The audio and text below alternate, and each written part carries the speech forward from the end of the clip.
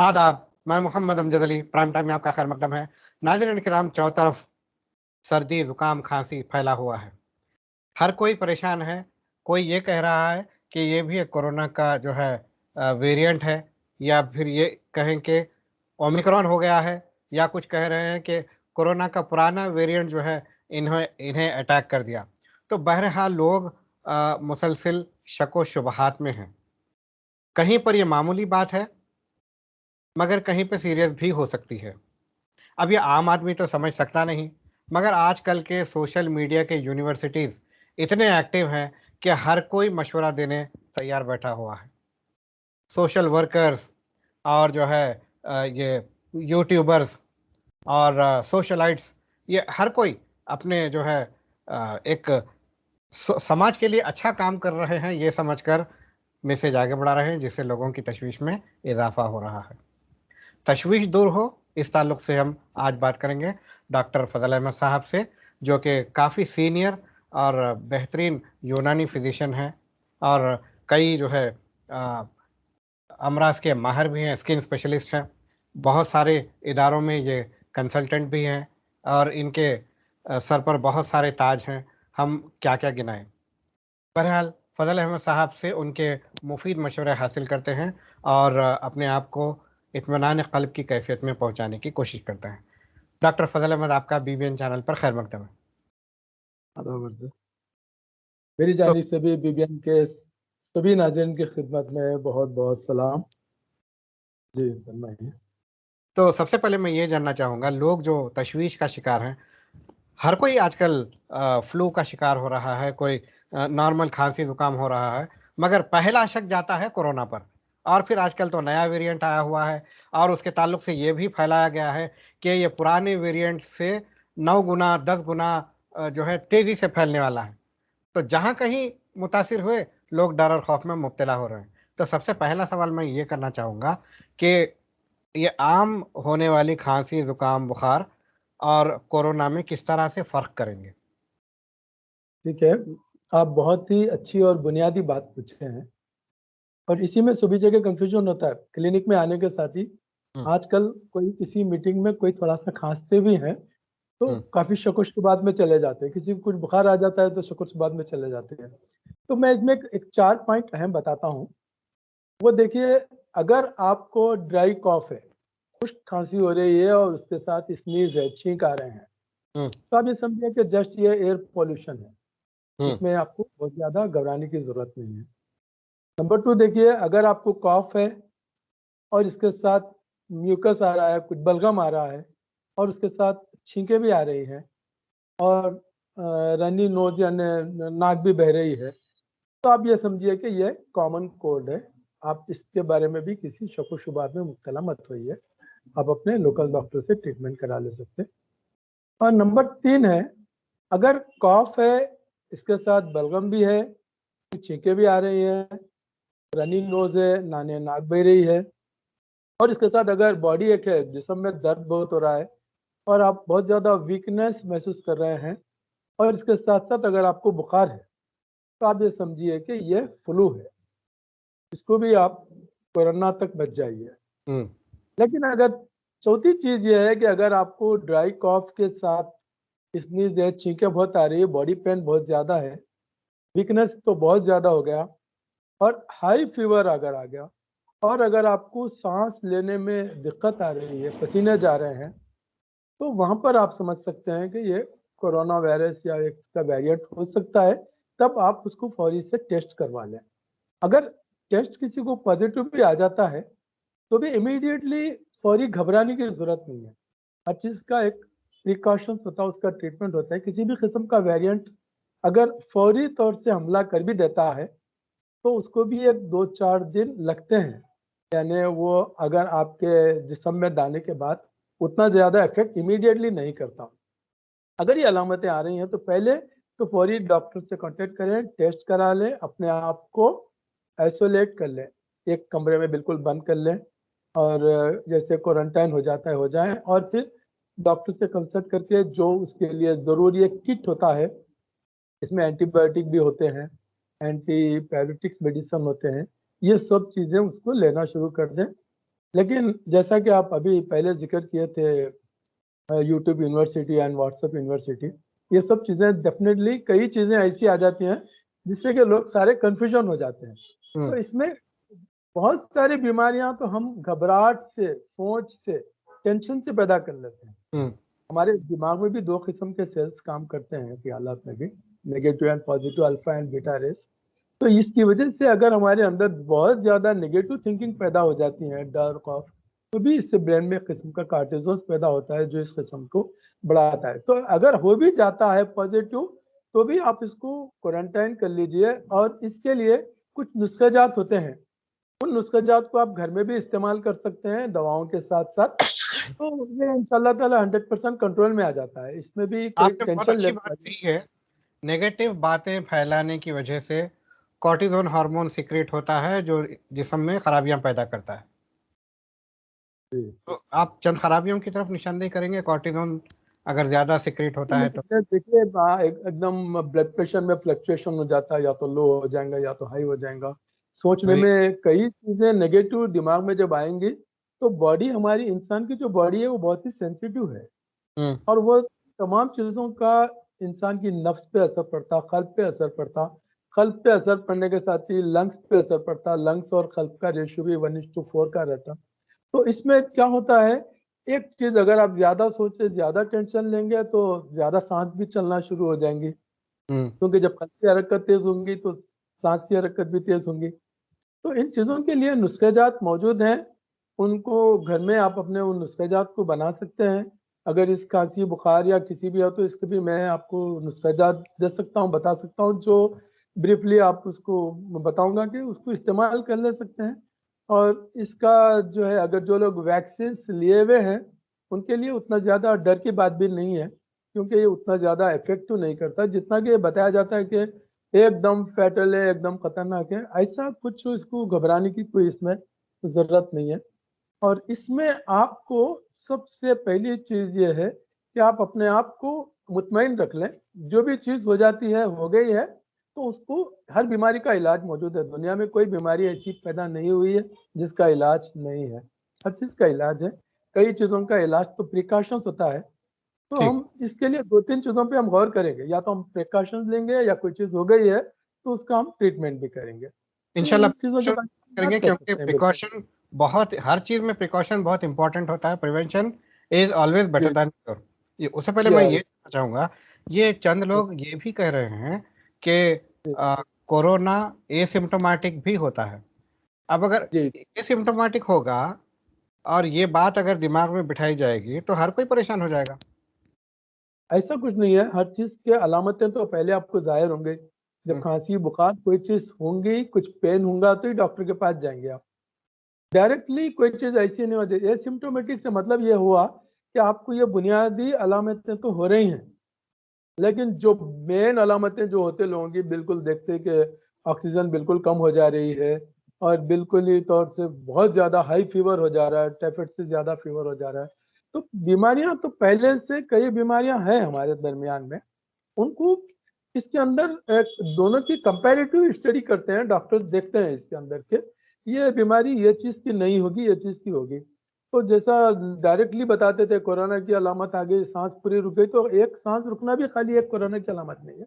कई कोरिलेटेड चीजें रहते हैं ठीक। जिसको डॉक्टर देख कर बताते हैं। इसको लेके ठीक। बाज को रहता है, दूसरे अलामत है, बहुत ज्यादा बुखार नहीं है, और कभी कोई टेस्ट पॉजिटिव आ गया, तो उस वक्त इब्तदा में आ भी सकता है पॉजिटिव। तो जब अगर इब्तदा में आगे बाद में अलामतें आने वाली हैं, तो आप पहले ट्रीटमेंट कर ले सकते हैं उसको। आपने बहुत अच्छी बात की कि अपने आंग पर नहीं लेना चाहिए। कुछ भी प्रॉब्लम हो तो डॉक्टर से रुजू होना चाहिए। बेशक। आजकल हर कोई जो है गूगल पे या फिर लोगों के मशवरे लेते हैं, नॉन एक्सपर्ट के, नॉन, जो लोग फील्ड से ताल्लुक़ नहीं रखते उनसे मशवरे लेते हैं और परेशान हो जाते हैं। अगर ये डॉक्टर से रुजू हो किसी सूरत में तो ये ज़्यादा बेहतर होगा। तो अब ये बेहतर जानना होगा। चाहूँगा, कोरोना से बचने के लिए अब मौजूदा हालत में फर्स्ट वेव, सेकंड वेव, अब थर्ड वेव को पूरों को अगर मिलाकर देखें जुमला एक्सपीरियंस की रोशनी में, तो अब क्या एहतियातें करना चाहिए कोरोना का इन्फेक्शन ना हो? देखिए, एहतियात तो जो पहले से है वही एहतियात करना लाजिम है। जैसे कि आपको मास्क इस्तेमाल करना बहुत ज़रूरी है। हम्म, दूसरी चीज़, सोशल डिस्टेंस भी आपको मेंटेन करना है। बहुत ज़्यादा गैदरिंग में नहीं जाना चाहिए, पता नहीं किसको इन्फेक्शन लगा रहता हो, वो आपको लग जाए या आपके किसी को लग जाए। तो जितना ज़्यादा गवर्नमेंट को भी चाहिए, सब कुछ चाहिए कि इस बारे में सबके अंदर ये अवेयरनेस पैदा करें कि गैदरिंग से बचें, बहुत ज़्यादा जो हुजूम है, क्राउड है, इससे बचने की कोशिश करें। और मास्क का जब बहुत ज़्यादा ज़रूरत हो तो घर से बाहर निकलें, ज़्यादा से ज़्यादा घर में रहने की कोशिश कीजिए। खास तौर से इन दिनों में जबकि ये एपिडेमिक बहुत ज़्यादा फैल रहा हो, हम्म, जब ये फैलना थोड़ा कम हो जाए तब आप उसके लिए आप अपना काम नॉर्मल कर सकते हैं। लेकिन जब अब जैसा कि एक सीज़न एक चीज़ शुरू हो गई है, तो ऐसे में खास तौर से ये ज़रूरी है कि आप ज़्यादा से ज़्यादा घर में रहें। हम्म, यानी अपने आप को बहुत ज़रूरी हो तभी बाहर चलें। और इसके बाद में अगर आप बाहर जाते हैं तो घर में आते ही जो सबसे पहला काम आपको करना है वो है या तो गर्म पानी से आप पानी नहा लें हम्म, या एटलीस्ट गर्म पानी से आप वज़ू बना लें। वज़ू अच्छा, इस्लाम में एक ऐसा साइंटिफिक प्रोसेस है, इसके अंदर जो पूरा जो अमल किया जाता है, जैसा नाक में पानी चढ़ाना, कुल्ली करना, सर को पूरा देना, सर पे मथा करना, ये सारे चीज़ें इटसेल्फ खुद एक ज़बरदस्त प्रिवेंशन है, इलाज भी है ये। बेहतरीन इससे माशा जिस्मानी और रूहानी तमाम चीज़ें आती हैं। तो हर वक्त ये कोशिश कीजिए कि घर से बाहर अगर गए तो घर में आते ही अपने कपड़े चेंज कर लें, गर्म पानी से नहा लें या नहीं तो एटलीस्ट गर्म पानी से वज़ू बना लें। और जो एक छोटा-सा नुस्खा होता है, अजवाइन, सत्ते पुदीना और काफ़ूर, ये 3 चीज़ें हर जगह मिलती हैं, हर दुकान में मिलती हैं, मतलब दवा-सच की दुकान में। वो तीनों आप एक काँच की शीशी में हमवज़न रख दीजिए, या रखते ही ये लिक्विड बन जाती है। हम्म, इस लिक्विड का जस्ट एक 2 या 5 कतरे, 2 से लेके 4-5 कतरे आप गर्म पानी में डालिए और उसके बाद उसकी स्टीम लीजिए, उसको जो भी उसका लेता है नाक में चढ़ाइए, हम्म, या उसकी जो भाप निकलती है, एक तौलिया से अपने आप को अंदर बंद करके उसको पूरी स्टीम लीजिए उससे। अगर खुदा ना खास्ता आप क्राउड में गए हैं और किसी जगह लिए हैं और ये चीज़ इफ़ेक्ट हो भी रही है, तो ये चीज़ फौरी तौर से चली जाएगी। एक चीज़ ये कर लें। सेकंड वन, पानी से थोड़ा-सा गरारा भी कर लें, वही पानी से, मतलब हम्म, पानी में 1-2 ड्रॉप डाल के ले लें। हम्म, दूसरा एक और एक तरीका ये है कि जब भी आप चाय वगैरह लेते हैं, उसपे भी ये 1 ड्रॉप डाल के इस्तेमाल कर लीजिए, अच्छा, यही ताकि नुस्खा, इस यही नुस्खे के जो है तमाम ले सकते हैं। अच्छा, लेकिन अगर इसके बावजूद भी अगर खाँसी कम नहीं हो रही है, बुखार हो रहा है, तो मैं एक 6-7 5-6 चीज़ें बताता हूँ जो छोटी-सी चीज़ें हैं। तो वो जो चंद अद्वियात जो होती है, चंद आम जड़ी-बूटियाँ होती हैं, जो हर दवा-साज़ की दुकान में मिल जाती हैं, कॉमन दवाई-बूटियाँ हैं, हम्म, वो ला लें और तमाम को हमवज़न मोटा-मोटा कूट के घर में रख लीजिए। अच्छा, रख लेके उसको 1 चम्मच, एक आधी गिलास पानी में डालना और उसको अच्छा बॉयल करना। जब वो अच्छी तरीके से बॉयल हो जाए, तो छान के 3 टाइम भी खाने से पहले या खाने के बाद आप पी सकते हैं। जैसे एक मुलट्टी होती है, हम्म, हम्म, और एक तो मैं लिखाता हूँ आपको, मुलट्टी होती है। उसके बाद में एक करगे अड़ोसा, अड़ोसा एक दरख्त है, उसके पत्ते होते हैं, और एक बीज होते हैं तुख्मे खितमी, और बीज होते हैं तुख्मे खुब्बाज़ी, और एक बिल्कुल बारीक से सीड्स रहते हैं रेड कलर के, जिसको खाकसी बोलते हैं हम लोग, हम्म, खाकसी। और सीड्स रहते हैं सपिस्ता, खांसी के लिए भी देते हैं ये, और उस्तकुद्दूस के नाम से कुछ काड़ियाँ होती हैं। इन तमाम चीज़ों को आप जस्ट यानी मोटा कूट लें और इसको बॉयल कर लेके 3 टाइम पी लीजिए। इससे अगर आपके जिस्म में बुखार हो, हरारत हो, बॉडी पेन हो, खांसी हो, तो इंशाअल्लाह ताला इस नुस्खे से पूरे का पूरा फ़ायदा हो जाता है। हम्म, और एक चीज़ ज़रूर से मैं बताऊँगा, और ये आज़मूदा चीज़ भी है, तलबीना जो है इम्यूनिटी को बहुत तेज़ी के साथ बढ़ाता है। तलबीना आजकल मार्केट में भी अवेलेबल है, नहीं तो बेटर है कि आप घर में भी बना सकते हैं। जौ, जिसे हम बार्ली कहते हैं, जौ में एक बड़ी किस्म होती है, लंबी किस्म के गेहूँ के दाने जैसे होते हैं, जो आला क्वालिटी के होते हैं। हम्म, उसको आप लेके घर में पानी में भिगने रख दें रात भर, या उसको सुबह में उसको बॉयल करें। इसको आप खारा और मीठा दोनों भी बना सकते हैं। इसमें दूध मिक्स कर सकते हैं और इसके बाद खजूर मिक्स कर दें, हम्म। वो जो भी खजूर अवेलेबल है। बादाम मिक्स कर दें अगर आप चाहे तो उसमें। और दिन में एक बार तलबीना ज़रूर इस्तेमाल करिए। तलबीना सुन्नत भी है। तलबीना से एंग्जाइटी एंड टेंशन बहुत ज़्यादा दूर होता है एंग्जाइटी आदमी एंड टेंशन। की एंग्जाइटी में। और एक जो तफक्कुरात में लोग टेंशन में घबराहट में रहते हैं आजकल, बहुत है इससे आजकल। हाँ क़ल्ब को बड़ा सुकून मिलता है तलबीना के खाने से। हम्म, तो इस तरफ ज़रूर तवज्जो दे सकते हैं और इसे करिए। ये प्रिवेंशन भी होगा और आपको इलाज भी होगा। ये माशाल्लाह। तमाम चीज़। बहुत बहुत अच्छे नुस्खे आपने बताए हैं। एक तो भाप लेने के लिए, गरारे के लिए आपने अजवाइन, पुदीना और काफूर का जो है कंपाउंड बताया है, जिसके ख़तरों से आप इस्तेमाल करके जो है भपारा ले सकते हैं, पी भी सकते हैं। बहुत ये नुस्खा भी बहुत अच्छा है, कारगर। इसके अलावा आपने जो 7 अज्जा पे मुश्तमिल खांसी से या नजात, बलगम से नजात के लिए जो आपने नुस्खा बताया है, मुलट्टी है जो आमतौर पर इसको मीठी लकड़ी कहा जाता है, और जी बरग अड़ूसा है, तुख्म कितमी, तुख्म कुबाजी, और खाकसी जो बारीक बारीक दाने होते हैं। खुफकला और खाकसी एक ही है या अलग है? मैंने खाकसी इस्तेमाल करी है, उपकला का नहीं। ठीक है। उसके अलावा आपने सपिस्तान और उससे खुद्दूस, ये सातों चीज़ों को मोटा मोटा कूट कर, उबाल कर, छान कर उसको पीने की आपने जो है बात की है। हाँ जी, जी, तो इससे जो है खांसी, बलगम वगैरह सारा चला जाएगा। जी, जी, जी। और अगर कोरोना आप के असर डॉक्टर भी है। के पास, क्योंकि ये कॉमन नेम से जो मैं दिया हुआ हूँ, हम्म। तो इससे कोई भी दवा सा जान लेता। हम और कुछ नाम बोले तो शायद वो लोग समझ में नहीं आएगा उन्हें। ठीक। ठीक है। तो इसलिए आम आदमी कॉमन की रीच में से है ये, बना के आम आदमी की रीच में है, दवा आम साज के आदमी के पास रूप मिल में। जाए। और आम तौर से जो छोटे से दवासाज रहते हैं वो भी इन कॉमन नेम को जानते हैं वो लोग, तो समझ इसलिए सकते हैं। दे देते हैं, समझ सकते हैं। ठीक है, ठीक है। और इसलिए आखिरी आप में बता। आपने सबसे अच्छी बात यह कही है कि तलबीना के इस्तेमाल से सुकून क़ल्ब हासिल होता है। हुजूर सल्लल्लाहु या अलैहि वसल्लम ने भी फरमाया है कि दुनिया का सबसे बेहतरीन नाश्ता तलबीना है, और तलबीना तलबीना। से जो है दिल का गम दूर होता है, एंग्जाइटी और टेंशन दूर होता है, आपने भी बताया है। तलबीना के इस्तेमाल के भी तरीके हैं। तलबीना आप भी बनाते हैं, तलबीना दूसरे मार्केट में भी अवेलेबल है, और ख़ुद भी अगर बनाना चाहें तो बना सकते हैं। बना सकते हैं, बिल्कुल सही है। डॉक्टर साहब, आपका बेहद शुक्रिया हमसे बात करने का।